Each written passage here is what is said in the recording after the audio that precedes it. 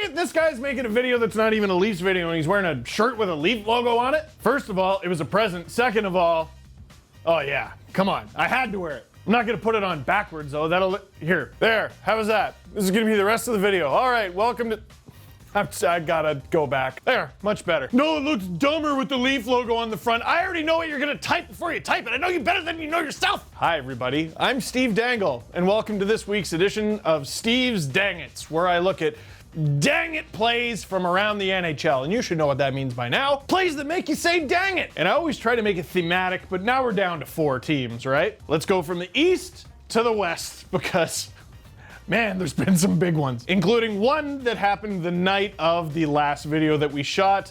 Rest in peace, producer Drew, and his feelings. We will be talking about it. He just took a drink from his cup. What's in that cup? It's the only cup you're gonna see this year, my friend. It's all right, I know that feel. You should be in this video one day, come on. Anyway, I wanna start with 3 Hurricanes dang-its. That's right, it's 3, but it's really like, what, 6 or 7? We're gonna start with what they can't control, which is Dougie Hamilton getting 2 ridiculous penalties in game 1. Confusion right now. It's the Carolina Hurricanes that are getting the penalty. Corrali was just sort of hanging around there. He was worried.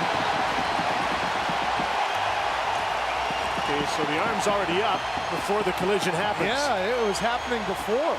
And it's Hamilton who got the original call, but you can see Corrali was figuring that he was getting it as well. Brind'Amour is obviously not happy. Okay, the elbow I don't think was a good call, but I've seen that called before. It's not completely absurd, I just don't agree with it. However, with Svechnikov getting completely smoked at center ice, how is that the only call in the play in the 3rd period of a tie game? That I disagree with strongly, which led to the Bruins getting the go-ahead goal. But it's okay, makeup call inbound. Brock McGinn. Hamilton came in and threw a big hit. There's going to be another penalty here. Hamilton's getting another one. And he's giving it to the referee as he skates up ice as the goaltender leaves for the extra attacker. Boston Bruins are about to get a 3rd consecutive 3rd period power play. What? I don't even need to yell and scream about this. Show Rod Brind'Amour's reaction. It's priceless. And Rod Brind'Amour watched it, and his reaction says it all. Listen, I will never claim to be a smart man. That doesn't look like interference to me. Like, at all. Why do people hate Dougie Hamilton, man? He's just like a Corsi god who likes the museum. But everywhere he goes, oh, he's a dressing room problem. We're gonna give him a bunch of penalties for no good reason. Look at his face, it's adorable. This is just the theme of the playoffs, though. I think it's been brutal officiating. Just across the board. Oh, Steve, I noticed you always say that against the Bruins. Wait till the end of the video. But also, while I do think Carolina got shafted on those plays, these next 2 dang-its are Carolina making it way too hard on themselves. Here's Justin Williams with a cavalcade of calamity. First, here's him getting suckered by Brad Marchand. So I actually have a hot, spicy take on this, and it might not be what you think. Well, first of all, the part that you probably could have predicted, Marchand should have got a penalty on this play. He body checked the guy with his stick like this. His stick was very high. I think they have a penalty for that. But again, calls get missed all the time. Justin Williams grabbing Marchand by the helmet. Give your head a shake, not his. I know I've ripped on Marchand. Oh, how could you be standing behind a guy and then punch him in the back of the head? But at the same time, he's been in the NHL for the better part of a decade now. He's just a pig and poo. He loves this stuff. You're not gonna scare him with the threat of violence. Grabbing him by the just why I oughta. Since when has that ever worked on this guy? Sure enough, Williams takes a penalty. Marchand mocking him. He's like, what, you're supposed to be the captain. And you know what? He's right. And sure enough, the Bruins score a goal with Williams in the box. I believe for the 2nd time that game. Fast forward to game 3. All right, he's the captain and he's got to act like a captain. The Hurricanes are down 2-0 in the series, but it's okay. They're returning home. This is their time. Williams, 3 minor penalties. And also this. Krejci won a faceoff. DeBrusk couldn't shoot. There's a long one from Kylo and a rebound lying in front. David Backes pounding on it. And Carolina Hurricanes pounding on Backes. Well, there's David Backes doing what has kept him in the lineup. What are you doing, doing, Justin? Are you hungry? You're not yourself when you're hungry. I know he's Mr. Game 7, and he had a good first 2 rounds, but Mr. Game 7 is not going to get to see Game 5 or 6 if this keeps up. So you can say refs all you want. This guy's making it way too hard on himself. By my count, after the first period of Game 3, Williams had 5 minor penalties in 4 periods. And he could have had more. If you're any player, that's a dang it. But when you're the captain, that's a dang it. Wait, what is it? Yeah! I just like the shirt. And another example of the Hurricanes making it way too hard on themselves. Oh, I can't even watch. Kane's back to his partner, Jacob Slavin into the corner, quick shot, and they just missed an open net. Tied up with Zdeno Chara, and that was a wide open net. The Teravainen with the one-timer just barely missed. Oh, another example. It's the first minute. It's the first 30 seconds of Game 3. You're on home ice. Get the crowd into it. Yeah! And you whiff. And then later, Svechnikov with a wide open. Oh! Pesci holds it in. Teravainen to the front of the net. Knocked just wide by Svechnikov. Big chance for the Hurricanes to tie this up. Moore looked for a second from the corner. Teravainen has his head up. Look at that pass across, and Svechnikov. Man, the way things have gone for Carolina in this, if they get eliminated in time for Don Sheridan, up. Wonder what t-shirt he's gonna wear. Has he ever done that? Has he ever just showed up on Coach's Corner with a t-shirt? He should. He should show up with the backwards baseball cap and the black tank top, like when he's lifting the octopus out of the river or lake or a body of water. You can blame whoever you want, but when it comes to the Bruins and the Hurricanes, the better team is winning this series so far. And heck, by the time this video goes up, they might have already won. See, that's me issuing a challenge to Drew to get this up by today. He says he's gonna do it, I don't know. So the Hurricane series so far has been a giant dang it, but there's still time. Maybe. All right, now who wants to make producer Drew squirm? This is a dang it that we missed from last video because it happened the night of the filming of the video, shooting of the video. We don't shoot on film anymore. So, Game 7, San Jose Sharks, Colorado Avalanche. The Sharks are up 2-0 on the Avs. That's a dang it. But wow, the Avs get one back. Oh, lots of time left on the clock. Oh, and the Avs tie it. Look at this goal. Look at this thing of beauty. Come on, Drew, high five. What'd you slap me for? Oh, I think this is why. San Jose is challenging the call to decide if there was offside prior to the goal. Oh, they're reviewing it. No. And I'm watching this. I watched it over and over again. I was actually live streaming while I was watching it, and I'm like, there's no way. Landeskog is coming off the ice here, and he's changing. This puck is going out of the zone. And here it is he off the ice before this puck goes over.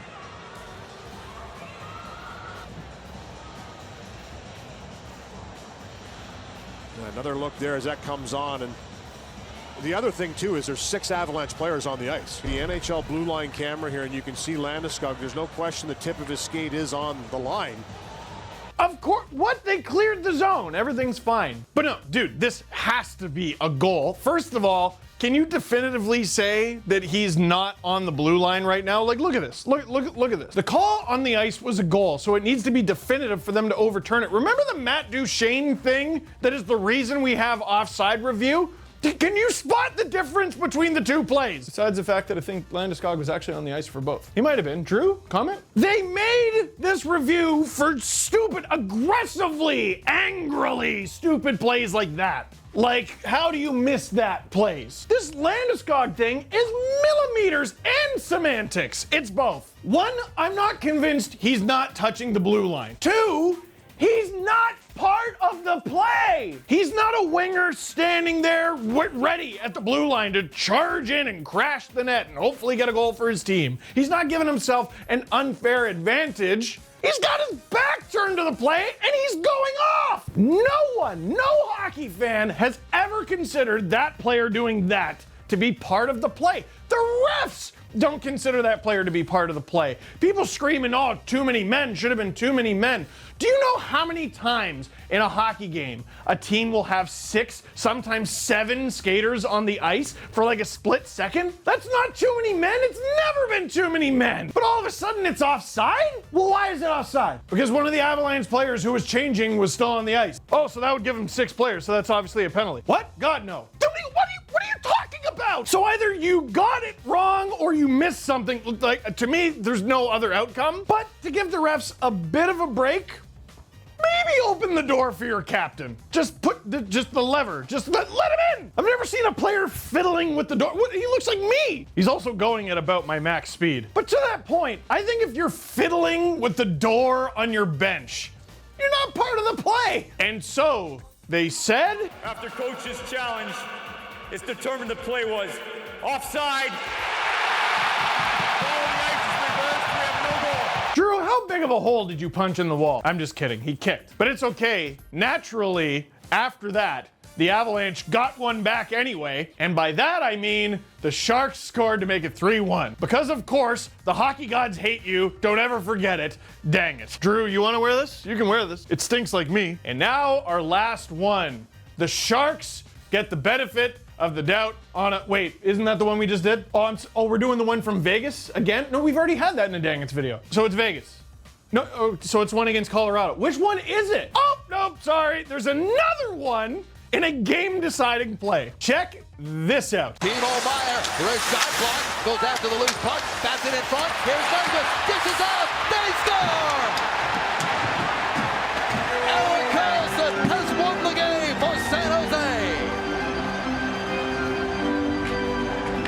They are talking to the referees about a potential hand pass here. That's what Binnington's talking about. He's wondering if there was a hand pass here. I don't think this is reviewable. This will be the referee, similar to the puck over the glass. The rush, Meier fires it. As he hits the puck there, the glove pass from Meier to Nyquist is where the play should have been blown down.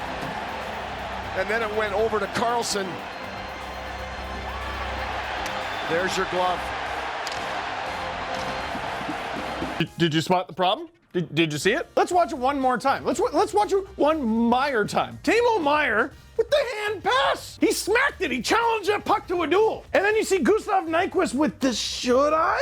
He doesn't even want to touch the puck because he knows. Just a little tap over to Karlsson, who buries it. He finally scores. Erik Karlsson's wide open. He finally scored earlier in the game, so now he thinks he can do it all the time. Binnington comes so close to one of the saves of the playoffs. So now naturally we go to video review because we have goaltender interference reviews and we have offside reviews because we want to get the call right. Unless the puck clearly went out of bounds and hit the mesh like it did in that Bruins Blue Jackets game, or if it's a clear hand pass like it was here. Getting the call right some of the time. But Steve, it hit his leg. He kicked it with his knee somehow, supersonically, like I saw on Twitter. No, he didn't. Which part of his leg? That's a very high leg. I'm amazed he is able to skate so well with gloves on his legs. That's sarcasm. I am good at it. So they missed the hand pass. They can't review the hand pass.